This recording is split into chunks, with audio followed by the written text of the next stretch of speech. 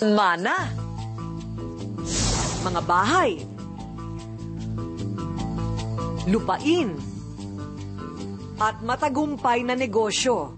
Ang lahat ng ito, pinagsumikapan ng negosyanteng si Cristina Decena. At sino nga ba ang hindi makakaisip?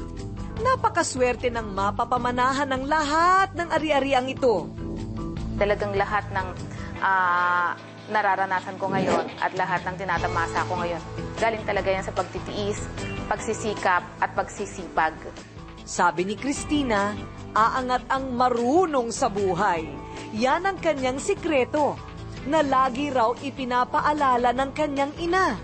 Ang talagang namana ko sa nanay ko, yung pagiging marunong sa buhay. Yung lagi niyang iniisip yung para sa kinabukasan at mapag-impok pagdating sa pera. Sabi ni Cristina, mula panganay na anak hanggang sa bunso, kitang-kita na ang namana sa kanya. Yung anak kong panganay, siya nang nagmamanage nito. Siya na rin ang nasa business registration ng boutique na to as owner ng chemistry boutique.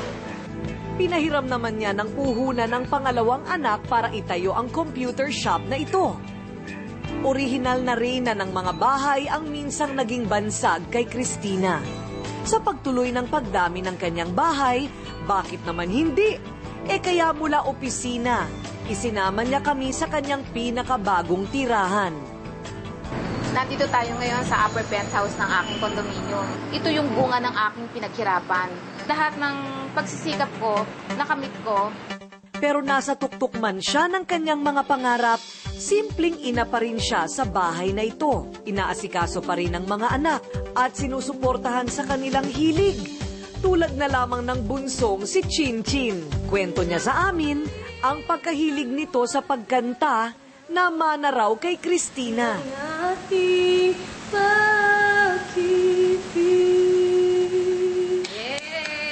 Yun din, yung pagiging mapagbigay din sa kapwa. Nakikita ko na nakakapagpasaya talaga siya ng mga tao.